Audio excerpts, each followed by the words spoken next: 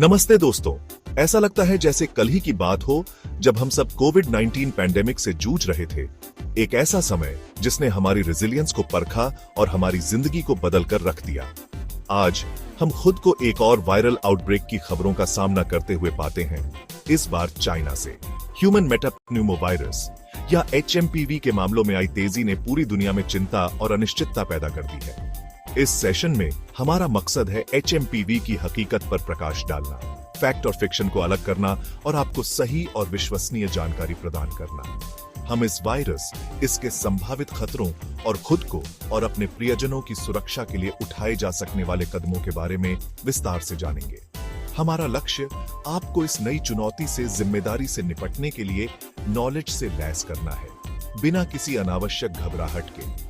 HMPV की nature को समझकर हम इस सिचुएशन को संतुलित दृष्टिकोण के साथ अप्रोच कर सकते हैं और अपने स्वास्थ्य और वेलबीइंग के बारे में सही फैसले ले सकते हैं। आइए समझ की इस जर्नी को एक साथ शुरू करते हैं। चीन में हाल ही में हुए आउटब्रेक ने HMPV को सुर्खियों में ला दिया है, जिससे कई लोगों का मानना है कि यह एक नया इमर्जिंग थ्रेट है। हालांकि यह पूरी तरह सच नहीं है। ह्यूमन मेटाप्न्यूमोवायरस वायरोलॉजी की दुनिया के लिए नया नहीं है। वास्तव में इसकी मौजूदगी को कई दशकों से डॉक्यूमेंटेड किया गया है। पहली बार 2001 में आइडेंटिफाई किए जाने के बाद रिसर्चर्स ने 1950 के दशक में ह्यूमन पॉपुलेशन में फैले HMPV के प्रमाण खोजे। HMPV फैमिली से रिलेटेड है, जो वायरसेस का एक समूह है जो रेस्पिरेटरी इलनेसेस का कारण बनने के लिए जाने जाते हैं। यह रेस्पिरेटरी सिंसाइशल वायरस RSV के साथ कैरेक्टरिस्टिक्स शेयर करता है, जो एक और कॉमन रेस्पिरेटरी वायरस है, खासकर सिंगल स्ट्रैंडेड RNA वायरस के रूप में इसकी संरचना में। हालांकि RSV या इन्फ्लुएंजा जितना व्यापक रूप से पहचाना नहीं जाता है, HMPV रेस्पिरेटरी इन्फेक्शंस का एक कॉमन कॉज है, खासकर छोटे बच्चों, बूढ़ों और कमजोर इम्यून सिस्टम वाले व्यक्तियों में। यह समझना बहुत जरूरी है कि HMPV कोई नॉवल वायरस नहीं है। हाल के दिनों में खासकर चीन में इसके मामलों में आई तेजी वायरसेस की डायनामिक नेचर और ऑनगोइंग सर्वेलेंस और रिसर्च के महत्व पर प्रकाश डालती है। इसके हिस्ट्री और कैरेक्टरिस्टिक्स को पहचानकर हम इसके पोटेंशियल इंपैक्ट को बेहतर ढंग से समझ सकते हैं और प्रिवेंशन और ट्रीटमेंट के लिए इफेक्टिव स्ट्रेटजीज डेवलप कर सकते हैं। चीन की हालिया रिपोर्टों में HMPV के प्रकोप के कारण ओवरफ्लोइंग हॉस्पिटल्स और बढ़ती मॉर्टेलिटी रेट्स की एक चिंताजनक तस्वीर पेश की गई है। हालांकि ये रिपोर्टें अलार्मिंग हैं, लेकिन इन तक क्रिटिकल नजरिया अपनाना और रेप्यूटेबल सोर्सेज से वेरीफाइड इंफॉर्मेशन पर निर्भर रहना बहुत जरूरी है। आज 6 जनवरी 2025 तक चीनी सरकार और विश्व स्वास्थ्य संगठन WHO ने HMPV एपिडेमिक की पुष्टि करते हुए या पब्लिक हेल्थ इमरजेंसी की घोषणा करते हुए कोई आधिकारिक बयान जारी नहीं किया है। आधिकारिक पुष्टि की कमी सिचुएशन की गंभीरता को कम नहीं करती है। हालांकि यह वेरीफाइड इंफॉर्मेशन पर निर्भर रहने और अटकलों से बचने के महत्व को रेखांकित करता है। ग्लोबल हेल्थ कम्युनिटी चीन में स्थिति की सक्रिय रूप से निगरानी कर रहा है, डेटा एकत्र कर रहा है और इस HMPV सर्ज से होने वाले संभावित जोखिमों का आकलन कर रहा है। संभावित आउटब्रेक्स को मैनेज करने में पारदर्शिता और इंटरनेशनल कोलैबोरेशन का होना बहुत जरूरी है। हमें WHO और स्थानीय स्वास्थ्य अधिकारियों जैसे आधिकारिक चैनल्स के माध्यम से खुद को इन्फॉर्म्ड रखना चाहिए और सोशल मीडिया या अन्य अनवेरिफाइड प्लेटफॉर्म्स पर चल रही जानकारी को लेकर सतर्क रहना चाहिए। सही जानकारी हमें इन्फॉर्म्ड डिसीजंस लेने और इवॉल्विंग हेल्थ थ्रेट्स का उचित जवाब देने का अधिकार देती है। HMPV के लक्षणों, संचरण के तरीकों और डायग्नोस्टिक मेथड्स को समझना इसके इफेक्टिव मैनेजमेंट और कंट्रोल के लिए बहुत जरूरी है। HMPV के लक्षणों में खांसी, बुखार, नाक बंद होना, थकान और गला खराब होना शामिल है। यह वायरस मुख्य रूप से संक्रमित व्यक्ति के खांसने या छींकने पर निकलने वाली रेस्पिरेटरी ड्रॉपलेट से फैलता है। HMPV का निदान करने के लिए हेल्थ केयर प्रोफेशनल्स प्रयोगशाला परीक्षणों का उपयोग करते हैं। शुरुआती निदान, उपयुक्त मैनेजमेंट और आगे संचरण को रोकने के लिए आवश्यक है। सेक्शन 5 HMPV का मुकाबला, उपचार और रोकथाम के तरीके। वर्तमान में HMPV के लिए कोई विशिष्ट एंटीवायरल थेरेपीज या टीके उपलब्ध नहीं है।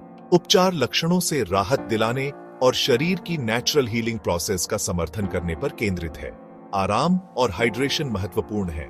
एसिटामिनोफेन या आइबुप्रोफेन से बुखार और दर्द में राहत मिलती है।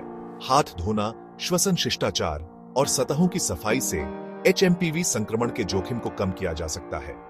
इन प्रिवेंटिव मेजर्स को अपनाकर हम एचएमपीवी संचरण के जोखिम को कम कर सकते हैं। सेक्शन 6 वैश्विक और भारतीय प्रतिक्रिया। एक कोऑर्डिनेटेड प्रयास। ग्लोबल हेल्थ कम्युनिटी चीन में एचएमपीवी स्थिति की बारीकी से निगरानी कर रहा है। WHO सहित अंतर्राष्ट्रीय संगठन डेटा एकत्र करने, ट्रेंड्स का विश्लेषण करने और रोकथाम और शमन रणनीतियों पर मार्गदर्शन प्रदान करने के लिए चीनी अधिकारियों के साथ काम कर रहे हैं। भारत में स्वास्थ्य अधिकारी हाई अलर्ट पर हैं। वे घटनाक्रमों पर कड़ी नजर रख रहे हैं और निगरानी प्रणालियों को मजबूत कर रहे हैं।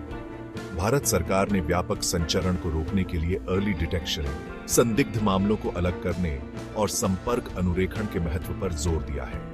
कोविड-19 महामारी से सीखे गए सबक इमर्जिंग इन्फेक्शियस डिजीजेस की तैयारी और प्रतिक्रिया के लिए अमूल्य रहे हैं। बड़े पैमाने पर स्वास्थ्य संकटों के प्रबंधन में अपने अनुभव के साथ भारत का मजबूत हेल्थ केयर इंफ्रास्ट्रक्चर इस संभावित खतरे से प्रभावी ढंग से निपटने के लिए इसे एक मजबूत स्थिति में रखता है।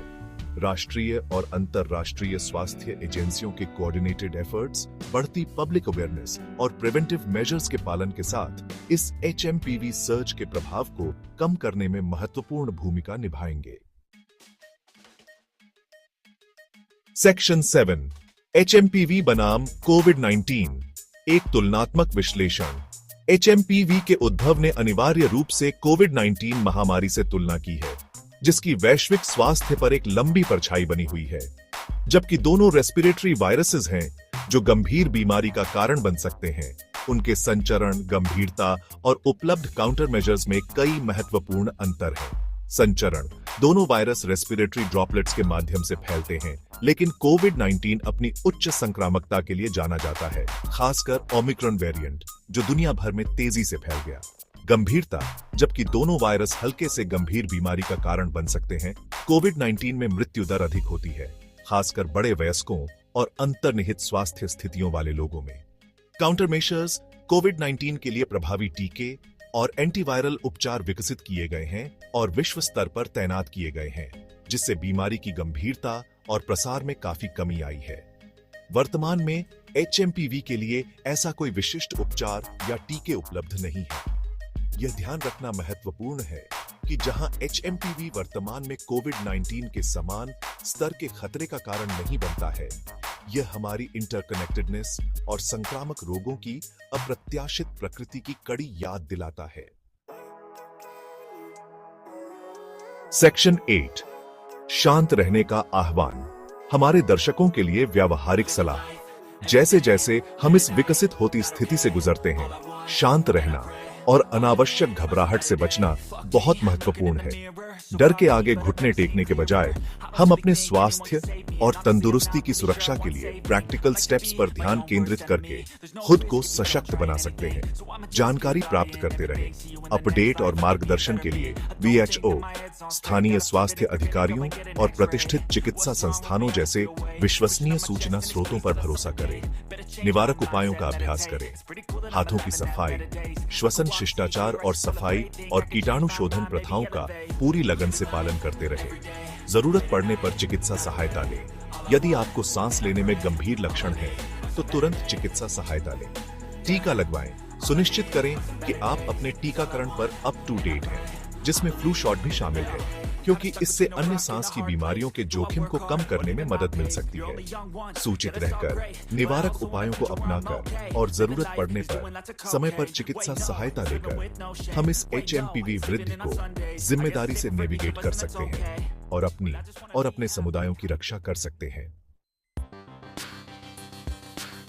सेक्शन 9 निष्कर्ष। सूचित और सतर्क रहना। एचएमपीवी का उद्भव जबकि चिंताजनक है, घबराहट का कारण नहीं है। यह स्थिति सतर्क रहने, विश्वसनीय स्रोतों के माध्यम से सूचित रहने और निवारक उपायों का पालन करने के महत्व को रेखांकित करती है।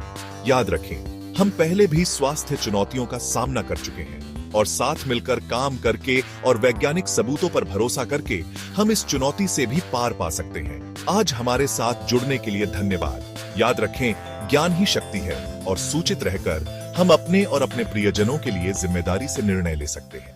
सुरक्षित और स्वस्थ रहे।